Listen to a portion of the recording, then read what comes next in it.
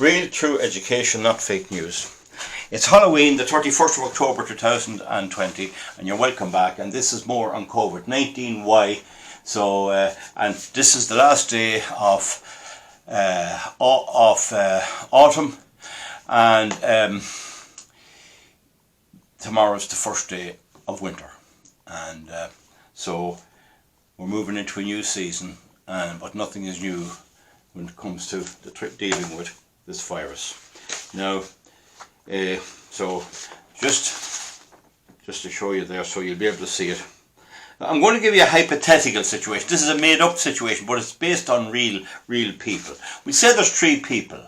One is Peter, one is Mary, and one is Mike, and all of them had some type of illness. We'd say leukemia, breast cancer, and heart condition, and all of them had treatment.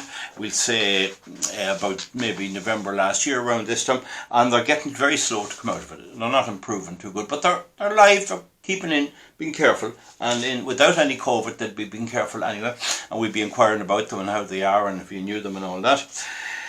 And so they have their treatment, and so the question then is, how dangerous is COVID for them?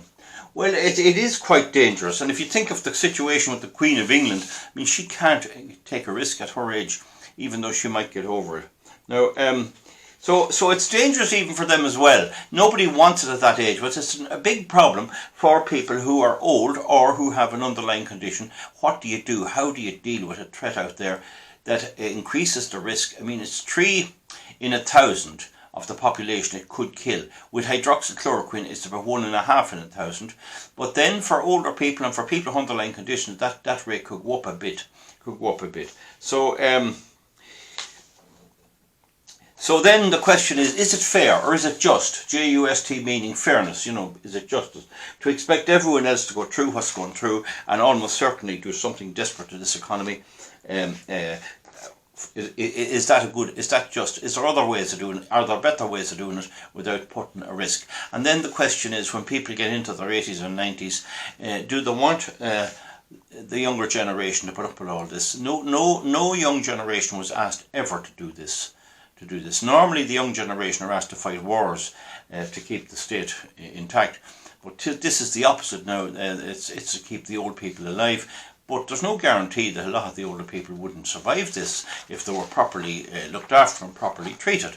Now, the thing about it is, if there's a risk in life, if our mothers didn't take a risk, we wouldn't be here. I mean, who ever gets up in the morning without taking some kind of a risk? I mean, the idea of a risk-free world is mad. It's crazy. It doesn't exist. Never did. Now, the thing is, I've said before, there's something wrong with the test. There is no test because the government will not take 3,000 people and test them to see how many have it in the country. But we know the World Health Organization estimates that Ireland has at least 400,000 people who either had it or have it at the moment. So if you're over it, you're not a. It's only infectious when you're getting it and when you have it. It's not infectious after a couple of weeks. You become more okay, and you're not infectious. So how could we help these three people to stay safe? These 3 people who are sitting at home and a bit afraid, and they don't want to go. Some of these might be only 55, 65, and in fairness, you can see the point. Now, it has to be said, there's a lot of very bad people out there. There's a George Soros, a rascal, who used the capitalist system to make a lot of money, and then he's abusing his position. And there's several others. They're all living, and we'll all know there's bad people in our community. There's Dublin crime lords, there's all this gun gangs and all this. None of them are dying. And all the drug addicts are there. I see them when I'm in Dublin. I know them to look at them. They're hanging around O'Connell Bridge the same now as they were this time last year. So it hasn't cleaned any of them out. And that's one of the things. So what could we do? How could we give help to them and their families to get over them, get over this and to get through this? And then the question is, if we did go on down the road another year, will there come a point where everyone will have it? What are those people going to do if everyone out there is infected? Could you let it run and let everyone get it, and then they'd be safer? And let it run through the communities and get back to a position where everyone had it. And I had it, I believe, or I had some kind of a dose very like it. And it's a bit sick for a couple of days. It passes. Nothing different than that I ever had before. So one of the things you can do is put their names up. Johnny Smith, Mary Hamilton, Margaret Barry, Peter Clinton or whatever it is, name them if they want. If they don't want to be named, that's all right. But certainly if I was in that vulnerable position and had some ailment like that, I wouldn't mind people naming me among other people and saying, keep an eye out for him and look after him there if you see him around the town or seeking you to help him in any way. So the other thing, of course, use all the hydroxychloroquine to boost the immune system and give all that advice. I don't think that was done enough. And when everyone has got it, then a vaccine might come available. But are they hoping on a vaccine? A lot of people are hoping on a vaccine. I'm not sure it will, and I won't take it anyway. I don't take the flu vaccine either. And there was a strong view coming in. Now, I know that this can be a bit of a cod, that the flu vaccine can make you vulnerable to this COVID-19. I don't know. The other thing is, in a situation like this, you're going to get people with conspiracy theories that are unreasonable. Even if it was a deadly virus that was going to kill half of Ireland, there's people who'd still say it was only a joke, it was only a cod, it was only people are only kidding, it's stupid and all this. There has to be a certain amount of assessment. But what I'm saying is, there is not the risk to human health or life. There is not a public health emergency at all. And it's been treated like one because our government and our people have been conditioned to be scared and to react over and above for every little thing. This is climate change. We have to frighten ourselves, no matter what it is. Global cooling, global warming, meteorites coming hitting the earth, volcanoes blowing up, all of these things. There is risk in getting on an aircraft, and there's a risk getting into your car. People are killed on the roads all the time. So, I mean, there is risk. So I don't agree with conspiracy theories, but I do agree with throwing a wise look at this and having a bit of common sense. Now, so therefore, let the vulnerable people decide. Let the vulnerable people decide what they want to do. There's people in their 90s still going out on tractors, doing little bits of jobs and things around farms and doing wee bits of jobs, and that's the way they want it. And there's other people that might like to be more careful. If you want to sit in for the next 5 years and you're 85 years of age, then that's something you have to judge. From my own point of view, I wouldn't do it. I'd rather take the risk and say goodbye to everyone if I have to, make me will, and go on and get on with life and let everyone get on with life. But take little precautions, and I would definitely try and ask the doctor for hydroxychloroquine. Probably wouldn't give it to you, I don't know, can they? But we know why they're not giving it, because the big pharmaceuticals are hoping to cash in on this, and our government are criminals. They will sell us out. They will sell us out to the big pharmaceuticals. They don't care about us. We don't count. Don't think for 1 minute that anyone in our government cares. And you don't hear much from anyone. Mary Lou McDonald made some bit of a squeak the other day. But there's no bit of assessment, there's no bit of conversation. There was one good programme on RTE Primetime where a doctor from England did make a great case, and the fellow that was making the case for the lockdown was a young whippersnapper, about 27. I mean, it is absolutely ridiculous. And these guys have such a say. And you have the luck of friends, like of Friends of the Earth and non-governmental organisations. Friends of the Earth gets 400,000 handles of them every year. They don't have to work. Oisin Coughlin is the head beetler there, and just to lecture us about the weather. Like, this is the sort of stuff our government are into. Give everything away to somebody and leave us poor. So why don't they decide on a goal? What is their goal, and why don't they monitor it? The original goal was flatten the curve. Now it's reduce the spread. It's not stop the spread. So if you've reduced the spread, all you're doing is you're slowing up, you're retarding the time frame when everyone gets infected. And I've preached about this for a while. So what's the advantage of that?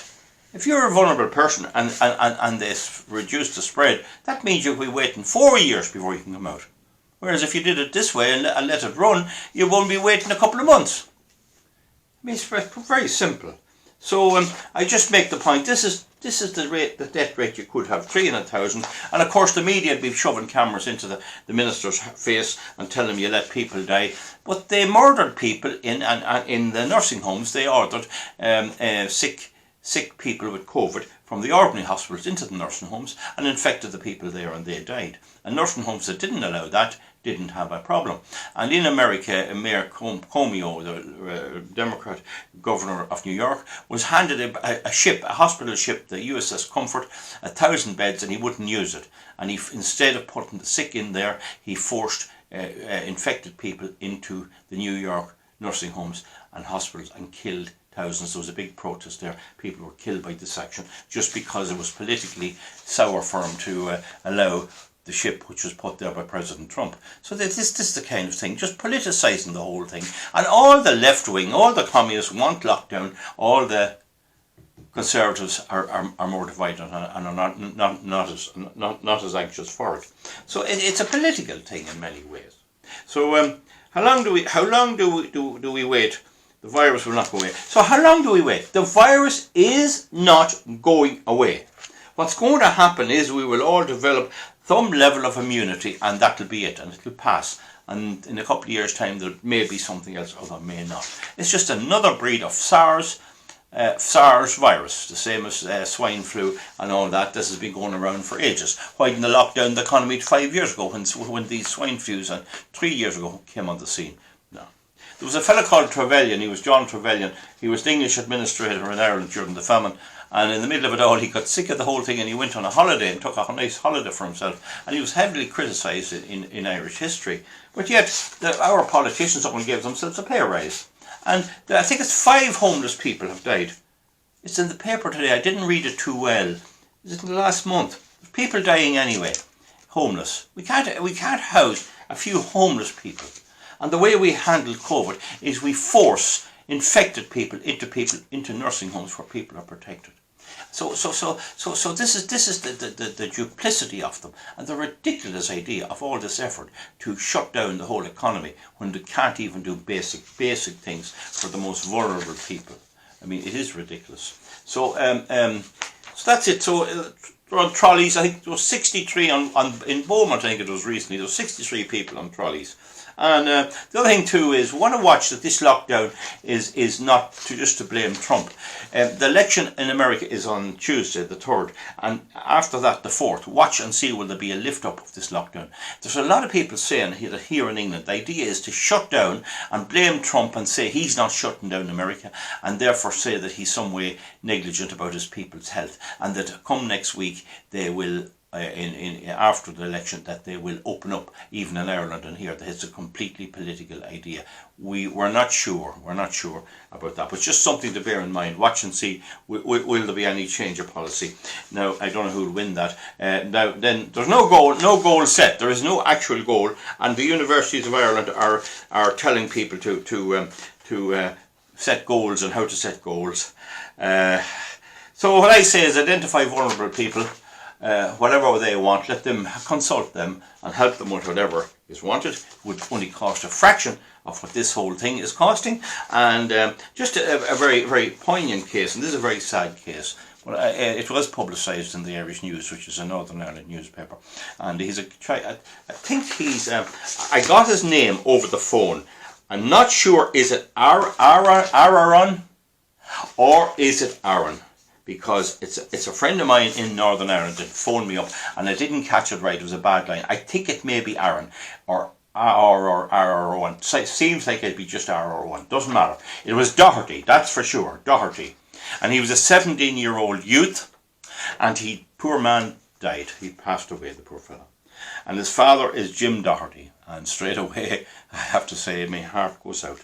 Sincere sympathies. My heart goes out. The old people used to say no parent should ever have to bury their own child, and this is what happens here. I'm so sorry. But anyway, the point about it is this chap was put down as dying from COVID-19. Aaron Doherty. COVID-19. That's what he died of. That's what they're all saying. That's what they reported. The doctors up there were out shouting, bawling about COVID. He died of COVID.